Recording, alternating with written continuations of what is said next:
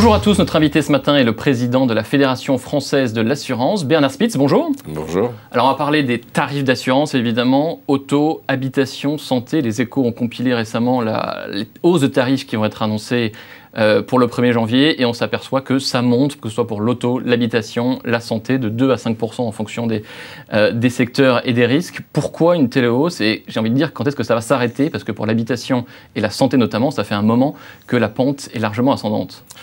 La pente est peut-être ascendante, mais il faut voir d'où on part. La France a la chance de disposer des tarifs les moins chers d'Europe, dans tous les domaines, et de très loin. Vous savez, en Italie, c'est 4 fois plus cher en moyenne pour l'automobile, par exemple. Donc, et en Angleterre, ça peut prendre des écarts considérables. Donc, les Français, grâce à un système très concurrentiel, plus de 150 compagnies peuvent avoir des tarifs très bas. Alors, ces tarifs augmentent. Pourquoi augmentent-ils? D'abord, ils augmentent dans toute l'Europe. Et notamment, je pourrais prendre d'autres exemples comme l'Espagne, l'Angleterre précisément, ils augmentent plus. Pourquoi augmentent-ils? Ils augmentent. Sinistralité d'abord, qui a été importante avec les inondations. Sinistralité. Alors, sinistralité, c'est plusieurs choses. C'est bien sûr les événements naturels qu'on a tous en mémoire, donc ça c'est important. C'est aussi l'augmentation pour l'habitation des vols. Et puis alors pour l'automobile, ça tout le monde le sait, hélas, une augmentation très forte de la sinistralité. Donc, les vols par exemple, il y en a beaucoup plus que par le passé? Pas beaucoup plus, mais un petit peu plus. Et donc, tout ça vient s'agréger. Il ne faut pas oublier qu'il y a aussi les taxes. 25% de ce que vous payez pour une assurance automobile va à l'État. Donc, il y a un ensemble de choses. Et puis, la réparation coûte cher. Vous savez qu'il y a eu une augmentation du prix des pièces détachées, une augmentation des coûts de réparation. Les voitures sont de plus en plus sophistiquées, beaucoup d'électronique, donc le coût augmente.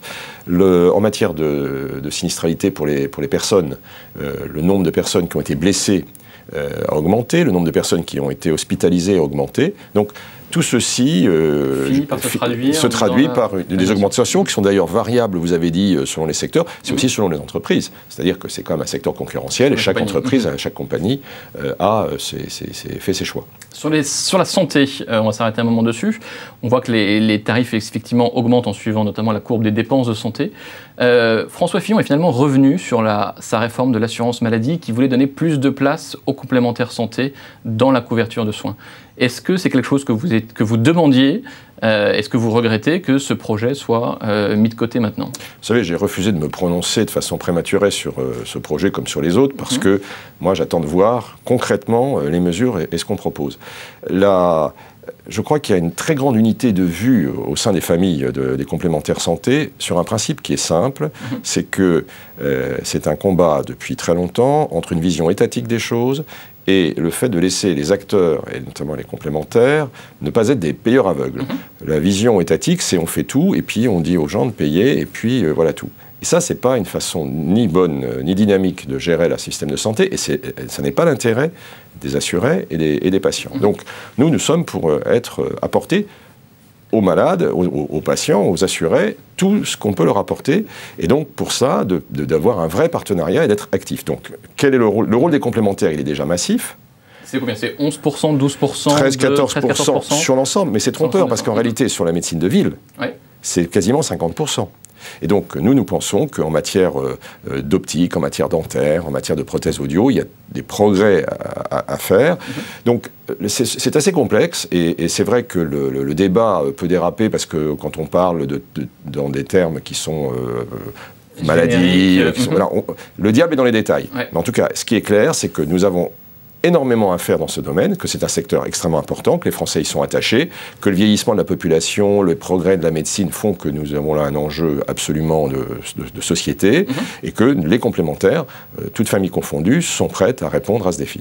Sur l'assurance vie maintenant, on a vu une certaine inquiétude des épargnants. La collecte a légèrement diminué pour la première fois depuis des mois en octobre et en novembre. Est-ce que c'est lié au projet, effectivement, qui était dans la loi Sapin 2, de prévoir en cas de crise un blocage des contrats des épargnants? Est-ce que ça a pu inquiéter les épargnants?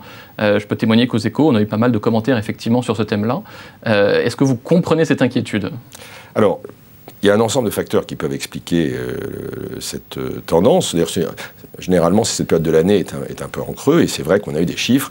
En fait, il y a eu une espèce de neutralité. On a eu, entre les rachats et les cotisations, on a eu une égalité. Alors, la part qui est due à la réaction psychologique au texte que vous évoquez, c'est difficile à la fixer, mais il est sûr que ce texte a eu cet effet. Et que les gens ont lu les Échos, ils ont lu les journaux, ils se sont dit, oh là là, bon, ça a pu expliquer un attentisme. Vous savez, en cette matière, la psychologie, c'est absolument essentiel. Donc le choix des mots, le choix des moments, c'est tout à fait clé. Vous avez mal communiqué sur cette...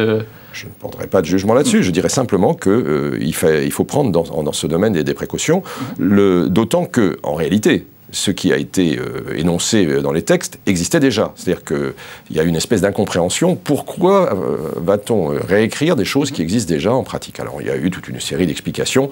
Bon, en France, on aime bien les jardins à la française, que tout soit aligné. Et donc, mais il faut faire attention, dans des périodes qui sont par ailleurs complexes, dans l'environnement économique et financier, à ne pas créer des troubles inutiles.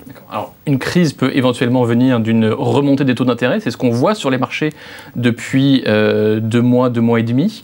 Est-ce que ça peut fragiliser certains acteurs et poser des problèmes de solvabilité? Alors, c'est le lien avec la question précédente. Nous avons un contrôle en France qui marche bien. Et donc, une très grande anticipation à travers les autorités de contrôle, la CPR notamment, sur la santé et la solvabilité des entreprises d'assurance. Donc, elles ont à de nombreuses reprises confirmé que le secteur allait bien. Donc, il n'y a pas d'inquiétude à avoir. Et si sur une entreprise a supposé qu'il y a un problème, il serait anticipé longtemps avant. Ce qui est intéressant dans la période actuelle, c'est qu'au fond, on a une espèce de revanche, un peu une ironie de l'histoire, une revanche du politique. Les taux d'intérêt remontent parce que les anticipations d'inflation augmentent. Notamment l'élection de Trump, ouais. Voilà. Et en fait, Donald Trump a réussi là où les banques centrales ont échoué. Ça faisait des années que les banques centrales essayaient de faire remonter un petit peu les taux. Il a suffi qu'il annonce une politique supra-keynésienne, ce qui était totalement inorthodoxe dans une période où il y a théoriquement le plein emploi aux États-Unis. Et donc, ça a créé cet effet. Donc, effectivement, il y a une remontée des taux. Elle est contenue. Et donc, de ce point de vue-là, vous savez, pour les assureurs, ce n'est pas le problème que les taux montent ou descendent, c'est la vitesse qui compte. Ouais. Donc, ce qui serait un phénomène générateur de crise, c'est s'il y avait une augmentation très brutale. Mais rien ne la laisse supposer. Et j'ajoute que ce n'est pas parce que les taux sont bas qu'ils ont plus de chances de monter très vite que s'ils étaient plus hauts, parce que de toute façon, on a connu à différentes époques des phénomènes d'amplitude. Mais aujourd'hui, ce n'est pas le scénario central. Autre question sur le Brexit. On s'oriente plutôt vers un Brexit dur, avec la signature le déclenchement de l'article 50 en mars. Est-ce que la place de Paris va en bénéficier? Ça va permettre, je crois, à l'assurance française, par exemple, de passer mécaniquement au premier rang de l'assurance européenne. Mais est-ce que ça a un impact pour la place de Paris et pour le secteur de l'assurance en particulier? Le Brexit a évidemment un impact tout à fait considérable sur la façon dont ça va se passer. Moi, j'ai l'habitude de dire, il ne faut rien gâcher, il ne faut rien lâcher.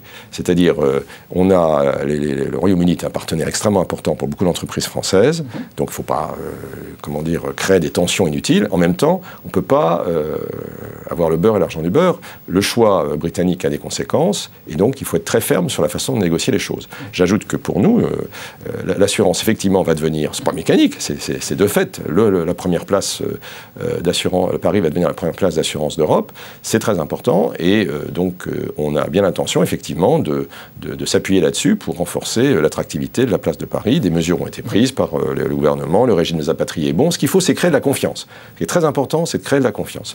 Aujourd'hui, objectivement, les facteurs qui amèneraient vers Paris les gens qui... Fiscalité et droit social. Fiscalité et droit social, et surtout confiance, c'est-à-dire dans le long terme, que ça ne va pas changer. Donc je pense qu'il y aura des engagements importants à prendre par les candidats à l'élection présidentielle, qu'ils vont maintenir le système pendant toute la période de leur quinquennat, parce que ça, c'est ce qu'attendent les étrangers avant de se déterminer. Une dernière question sur les nouveaux risques qui sont en train d'émerger. Il y en a un particulièrement qu'on voit arriver, c'est celui de la cybersécurité, des attaques de hackers. Que peuvent les assurances face à cette nouvelle menace ?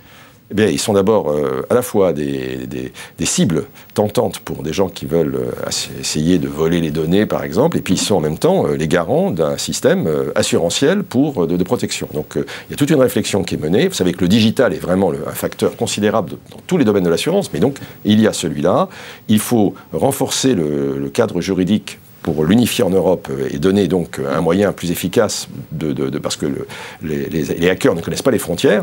Donc il faut être vraiment très efficace. Et puis il faut développer une culture du risque. Vous savez qu'il y a 15% des conseils d'administration qui n'ont jamais évoqué le sujet en France. Ça n'est pas normal. Il faut aussi, dès l'école, je dirais, éduquer les enfants. On leur apprend bien à traverser en sortant de l'école. Il faut qu'on leur apprenne à se servir d'Internet parce que, par exemple, sur les vols dont on parlait tout à l'heure, un certain nombre sont dus à des propos lâchés sur la toile et qui indiquent clairement quand les gens ne seront pas là. Donc, qui sont laissés effectivement voilà. sur le Donc c'est depuis l'école, mais après c'est l'ensemble de la société qui doit s'habituer à gérer ce risque. Et les assureurs, qui sont des gestionnaires de risque, eh bien, c'est un des nouveaux risques que nous avons à prendre en considération de façon très, très ferme. Merci beaucoup Bernard Spitz. Merci à vous.